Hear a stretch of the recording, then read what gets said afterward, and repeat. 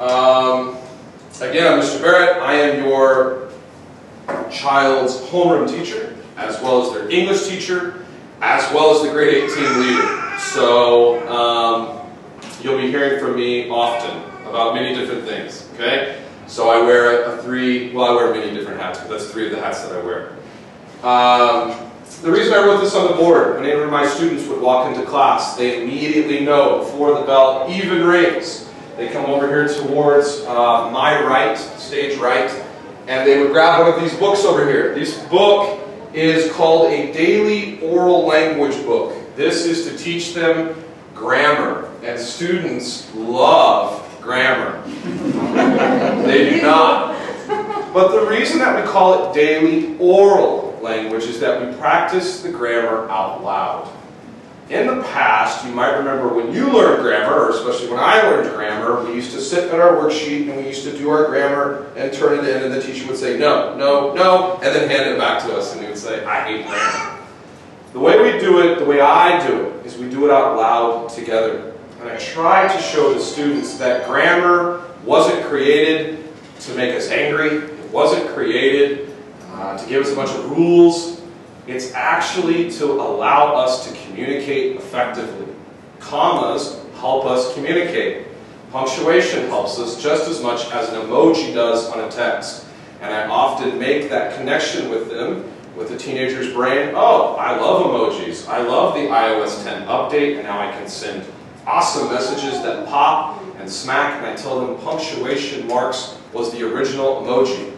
It's what we used to use to indicate stress and tone inside of our language. So that's the first thing they would do. We would do that out loud, and then I would say, push your books back in the box. They put all their books back in the box, and then we shove off. Today, during section 3, we did an activity called 4 corners. This was strongly agree, disagree, strongly disagree.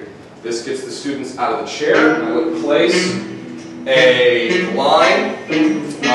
For instance, I think the first example was, I should always stick up for my friends no matter what. And we can see students moving. Of course, they want to be with their friends. And I kind of say, hey, think for yourself.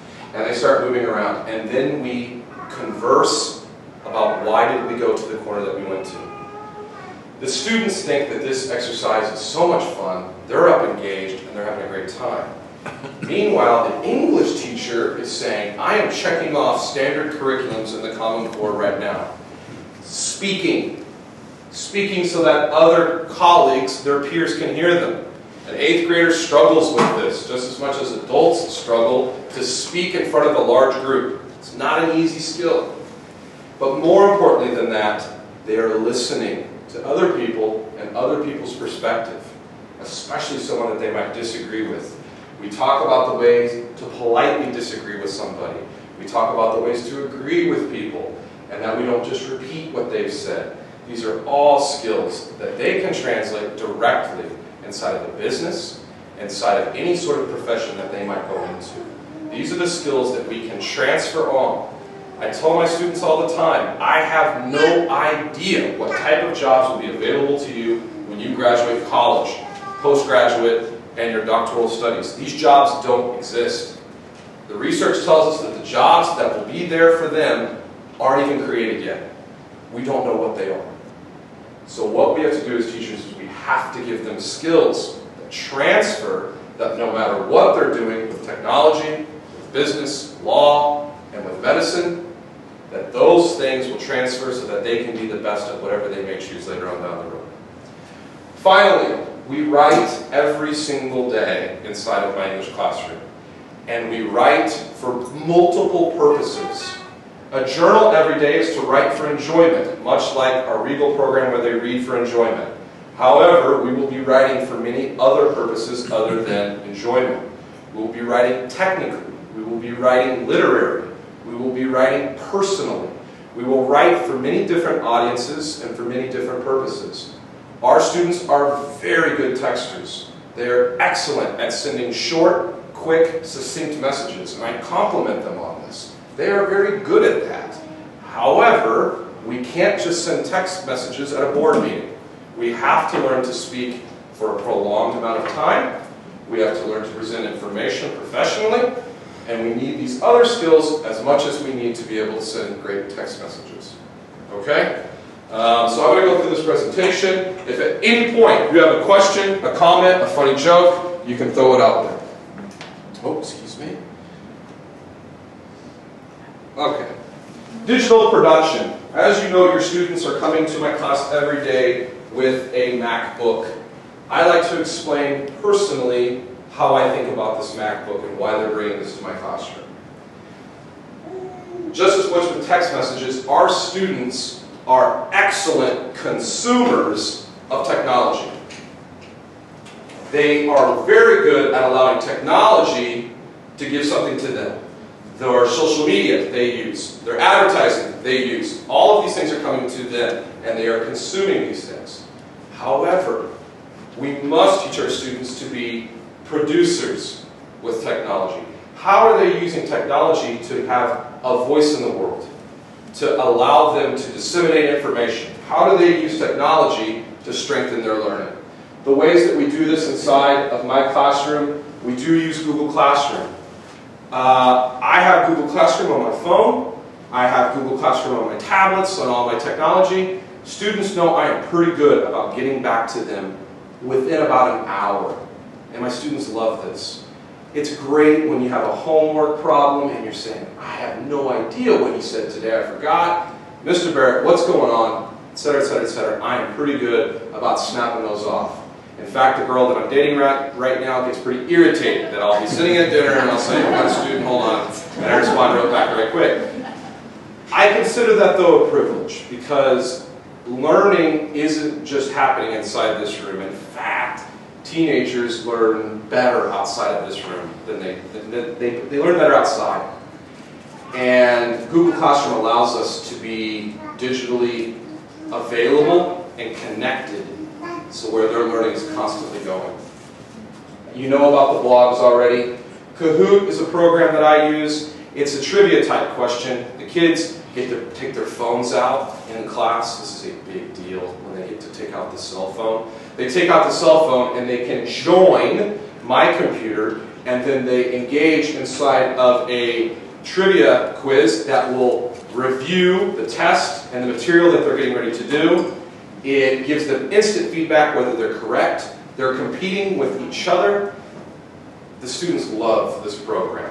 And I'm sitting there again as a teacher thinking, you're reviewing for the test. They think this is the most fun I've ever had inside of my class. I have my smartphone and there's buzzers and things going off and I'm yelling at my friend that I got it right, you didn't, and they have a lot of fun with it. And the competition up to this point I've always seen is healthy.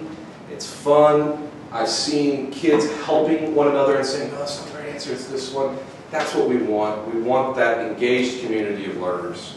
Because we know, just as the transferable skills, most jobs, it isn't one person doing it. It's a team. And so we often talk about inside of our classrooms, while you will take that test individually, we can learn together. And that's about it for digital production. Any questions about what we use MacBook for, any technology in class? Actually, I have one. Please. It's great that you're using, interacting as a technology as a platform for them to communicate with each other. How can you control that they're not going to wander off using the technology, using whatever is in there? Yeah, I'm so glad. For example. I'm so glad you asked that. I just had a meeting one-on-one with a student and their parents that he just transferred up to high school. He was my student last year. And he's a student with a learning need. And the parents expressed this concern that my child's going home, they're doing homework about 5 minutes, and then I come back and they're looking at the latest football score. One reason that my desk is where it's located right now, compared to this, is I am constantly seeing screens. That's one little, very easy way that I am constantly watching screens. Number two, I move quite quickly in class, and I tell my students I move quickly. If they are checking the latest football score, they are going to immediately get lost. When they get lost, I have a way of collaborating, and often, about every 5 to 7 minutes, I'll say, turn to your neighbor, tell them what you've just learned and a question that you might have. A student immediately, if you're checking the football score, that conversation becomes very awkward. It is always a concern with technology. It's a concern for me. I easily can get lost on my smartphone and go off in a direction. But I think we have to engage our students now with them so that they can learn that skill and ability to stay focused. And then I need to, again, be a producer of technology rather than that consumer of the latest scores, my Instagram feed, or what's going on with my friends. Is it perfect? Absolutely not. And as a teacher, one of my other habits is, let's get back on track. Does that help kind of clarify that or answer that? Yes. Thank you. Anything else? Text covered in 8th grade, what we're going to anchor ourselves to answer those questions. We start out quarter one with the outsiders. An English teacher speak. This is a high interest novel. The kids really enjoy reading this and grappling with the characters. The protagonist, or the main character in this, has lost his parents, and so he eats chocolate cake for breakfast. He's a good student, but he has many struggles. The kids really enjoy identifying with this person. Very different than the students that we have at UAS. But I think it's very important that they empathize with students that are very different than them. Difference that grow up different than they have. And this is what allows us to achieve our mission here at UAS, that they're globally minded students. They're not just thinking about my life here in Dubai, they're thinking about many other students that live around the world in the way that they are being raised, the issues that they face. And we talk about that with the conceptual lens of identity. Students, I find, are very good about saying, who am I? They struggle to empathize with other people and say, who are they? What do they go through every day? How do they feel? This is a skill that I think is very necessary, not only for business and to be great at our professions. I think this is what makes us human and what allows us to interact with one another effectively. The second text that we'll be doing is The Tempest, William Shakespeare. Yay! So with the awes that I get from my students, one of the reasons that I've gone into teaching, I love Shakespeare, so my goal is to turn the awe into yay. And I find that a majority, I wouldn't say majority, that's probably, I find that many students, after we've gone through Shakespeare, tell me, Mr. Barrett, that's the first time a little bit of that made sense. And the biggest thing with Shakespeare is we have to give the context.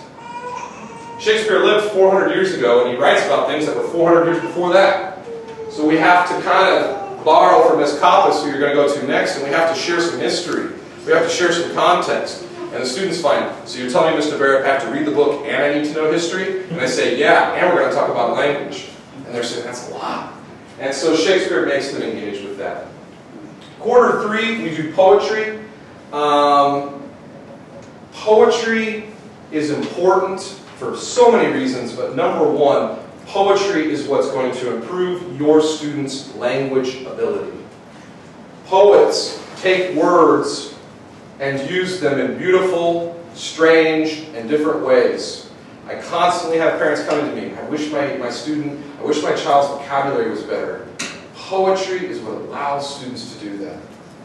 Poetry allows my students, just today we're learning the difference between denotation and connotation. And I tell my students, a word isn't just its definition. A word is the emotions, the things that come with that word. And my students really seem to enjoy that. And I love using their words back at them. The example that I gave them, that I told them that I would tell you, is they love this word. Have you heard them use this word ratchet? Have you heard this word? Yeah, this word ratchet. Okay, to us, a ratchet is a tool that you use, and so I have them look that definition up. And they say, well, Google told me it's a tool with teeth with a bar that does this. And of course, I tell them, I say, you use that word differently, don't you? And yes, Mr. Barrett, we do. It means something that's horrible, something that's dirty and disgusting. And this is teenagers taking language and making it their own. Poetry does the same thing. It allows them to expand that vocabulary. It allows them to see that language is something to be used. The final quarter that we have, we'll get into informational text. They'll be looking at journalism, and they'll be looking about things around the world. To conclude, because I've ran over, our goals this year. I want your student by the end of grade 8 to say, wow, I read some good stuff, and I'm super excited about grade 9, about what they have to read there. I want them to become better writers, more effective writers. I want them to be able to speak in front of a large group, just as I am doing, with confidence, with succinct language, and with passion. And finally, I want them to be great listeners. Anyone can speak. I think it's a great skill to be able to listen to another person, to take in that information, think about it, and then be an effective speaker, or be an effective, engaged person that has something to offer to the world. And that's what we do in English class.